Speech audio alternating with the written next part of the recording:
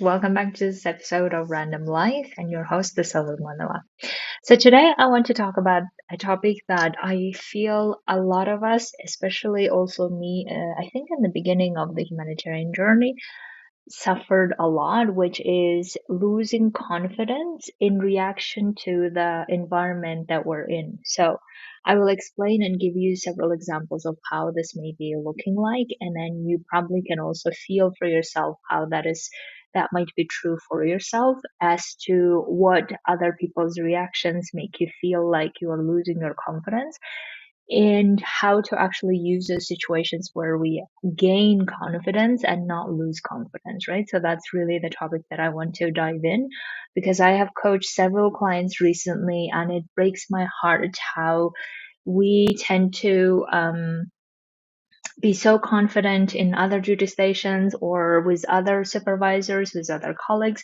And then we go to a new duty station or a different duty station, and then we just feel like nothing is working, or we feel like we're just losing our confidence after confidence, and all of the evidence of the past we just throw it away as if, and then we believe the new evidence of how we actually don't know what we're talking about, we don't have expertise, and then we just feel like we're going that spiral, which we do not want to do that, right? So that's why even as I'm talking, I feel like all of my chest is very heavy thinking about how difficult it feels when we feel like we're losing our confidence or we feel like we're losing a little bit of confidence that we have gathered up to come to this new duty station, and now we feel like everything is going against us, right?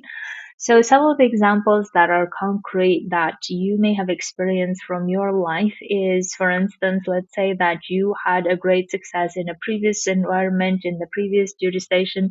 You have been cherished as a great manager. You have been maybe cherished as a great protection person, program person, supply person, whatever your specialty is. You feel good about it. You feel like you're the expert in that topic. Maybe it's a law, right? So whatever it is, you feel good about it, and then you go to a new duty station, and then your supervisor or some colleagues or some units or some field offices or country office, whichever it is, they start telling you that how come you don't know this thing, and how come you should have been prepared more, or your expertise is wrong, or whatever the version of wrong they keep telling you. Or another example might be is that where they don't even tell you that it's wrong, but they keep passive aggressive way showing you that, oh, how can you, or like feeling like, oh, I have to tolerate working with you. I can't believe that you have this title, or I can't believe that you were promoted to this level. You shouldn't have been. Type of energies that keep coming from other people, and you feel like, oh my god, I probably don't deserve this post. I shouldn't have come here. Or maybe other feelings like fearing, oh my god, what their reactions will be if I now present something else. And then you feel every time that you even write the email, you feel so anxious about how to write it. Like, I have some clients tell me that they had to like rewrite hundreds of times before sending that email, because they just felt like if they're gonna send another email and everyone is going to be like, is this even email coming from this person? That's not the level we expect, or whatever it is, their judgment. And then all of this keep compiling and making you feel like you're losing your confidence. And this is the topic that we need to go granular into understanding what it is and how to stop that, because if we don't stop it, we go spiraling further and further and further to the point where we feel like, then I need to leave this office, or I need to leave this sector, or I don't like everything about it, and then we just generalize all of it, and then we just feel like we need to get out of there, and that may not be a better solution either. So therefore we need to solve that in that moment. So my suggestion would be is, first, when you are looking at how this is happening to you in your environment, right? One of the first things we need to understand is when, we keep receiving this negative feedback from other people, even though maybe in other duty stations we didn't, or we felt like we were good about what we do and how we do things. But in this one, if we keep feeling like we're getting all of this negative feedback one after the other, it's very easy to then go into doubting ourselves, go into fearing all of these people, feeling anxious about it, and all of this. And the reason why we're doing that is because we are believing their story, right? We're believing their story about us. We stop believing all of our evidence of the past, but now we're believing their story. So the question arises, why are we believing their story when we have all the evidence to show that actually we're good at what we do, right? So what is it that makes us believe them more than ourselves? And the only explanation that I can find is because we're afraid, right? When we are afraid, we do crazy things.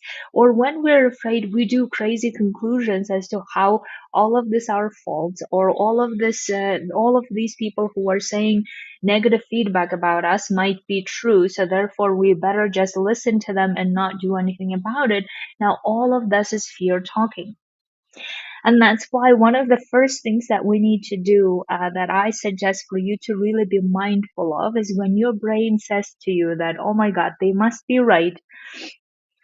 All of these people who are saying negative feedback about me, they must be right. I must not be confident. I must not be an expert in this. I must not be good at this. All of this, before making those conclusions, which by the way is not going to get us anywhere anyway, before doing any of those conclusions, like take the time to reflect on, why are you believing them more than your experience that you have already gathered. The second is how you might be feeling that fear now, and process that feeling first, right? Because we don't want to keep being affected by fear, because fear makes us to go to drastic conclusions about ourselves and start stacking that as evidence as to how we're not good at it. While in the meantime, we haven't actually done anything excuse me, we haven't done anything to actually prove that that's not true. What they're saying is not true, right? But if we are so stricken by fear or anxiety, what we are going to end up doing is we're going to believe not only their story, but we're going to create our own story on top of it to say, yes, they're right. I am incompetent. I'm this, I'm that. And then we're just going to give up and not do anything about it. And then all we're going to do afterwards is oftentimes try to get out of that situation, get out of that duty station. And then we just feel like, oh my God, if it happens again, I'm not going to do this anymore. Instead, we can use that opportunity as a way to actually gain confidence more. And that's really what I'm advocating here, is that once we understand that all of this, us believing them and their negative story about us, instead of believing our own past, believing our own experience, our own expertise, is just because fear is making us do that. And as soon as we realize that, and as soon as we realize, okay, I actually don't want to be affected and impacted by fear, let me process that through my body, let me process through whatever is happening, all of the emotions, and then get to a very grounded place and start asking, okay, what is it that I actually believe to be true? Right? What is it that I believe to be true about myself, about my expertise, and about everything that I know about myself? And then what they are saying, what is it that I want to take from whatever they're saying? If there is anything that I believe is useful, okay, let's take that. But usually, if people make negative feedback about our work, especially if we're new in the duty station, if they keep making these negative feedback, what is it that we're going to really take? So, for instance, if they say things like, well, you don't deserve this level, or you don't deserve this promotion, okay, what is it that we're going to take? Right? There is nothing we can take about it. Or if the supervisors makes this aggressive but passive way of, oh, I have to work with you and I can't believe I'm doing this when I could be doing other things. And then you can clearly see their emotional reaction to you or to your presence or whatever you're asking, and they feel this way, there is not much you can take. There's probably nothing you can take about it, right? So therefore, you need to be also mindful of what is it that you are trying to achieve by absorbing all of their negative energy, all of their negative feedback. Nothing. So therefore, what remains is what is it that we believe about ourselves that is true, right? And then how do we regulate our own fear around this feedback? Because as soon as we hear negative feedback, our brain wired to listen to them more and believe them more, because that's what fear does to us, right? Fear makes us not only make crazy conclusions, but also be vigilant to keep listening to more of those feedback. Instead of, what I suggest to do is not only like understanding what is it that you believe about yourself to be true, and also how can you use this occasion to actually gain more confidence. In other words, how can you boost your own confidence by doing certain things to resolve the situation. So one of the ways that you could resolve, that I highly recommend, is talking to the supervisor. For instance, if the supervisor is having this emotional reaction to you, right, having this conversation with the supervisor in the way that you could do that. So this is how I would do it, and you may do it your own way, right? The way that I would do it is, I would say, is there a time? Is there a good time for us to talk about something that I would like to raise, if it's okay? And then when we come to that conversation, then I would say that I noticed that when you are responding to my queries about certain topics, this is the reaction from you that I am observing. Maybe I'm not right, but the reaction I'm observing is something is bothering you about me, and I would like to know. I would like to know from you directly if there is anything that I can do, right, to resolve it, because otherwise it will not really lead us to a constructive conversation. So, is there a way that you would like to tell me something, right? So that was how I would approach it. And that way, I put the issue on the table. I feel confident in saying that, or even if you don't feel confident, at least you gain more confidence in addressing the topic directly and then hearing from them whatever it is that's bothering them, and they will articulate it, because the best way to not be manipulated by other people is hear them articulate whatever is going on within their own head, right? So that's why I would love for us to use these occasions as an opportunity for us to boost our confidence instead of losing our confidence. And the three way that I just highlighted, which I want to wrap it up, is one is understanding why you believing them more than yourself, right? Why are you believing their story of all the negativity that they're telling versus all the evidence you have of how good you are, how your expertise are valued, whatever it is that you have. Why are you believing them more than yourself?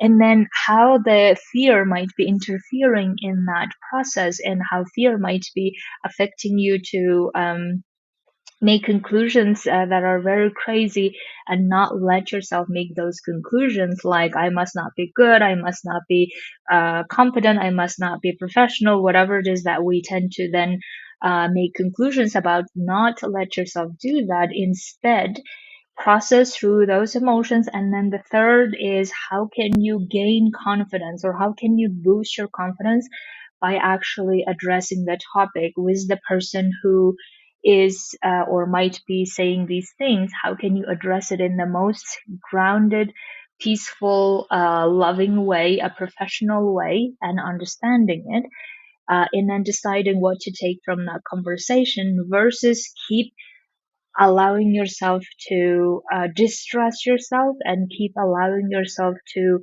harm your own confidence. Because the more we do that, without any particular reason, or even I don't even feel like there's any reason that could justify us to harm our own confidence. So therefore, if we're not going to do that, and if we're not going to want to suffer under this for a long period of time afterwards, then we better start understanding how our fears function with us, how we tend to believe more others, especially if they're negative, than ourselves and our own evidences. How can we stay true to our evidences, to what we believe to be true about ourselves, and still learn if there is something to learn? And how can we boost our confidence using that environment instead of trying to just get away from it or go into something else? Because that way we boost or we gain more confidence in solving problems, in believing in ourselves more than ever, in believing in others that they are capable and wanting to solve this problem so we can work together well, and also regulate our fears, which is the most important thing that we can learn how to regulate, right? So, my dears, I would love for you to give this a shout and find out how you can do this for yourself. If you have any questions and or you would like to get coaching on this, absolutely come coach with me. In the meantime, have a beautiful week and I'll talk to you very soon. Bye.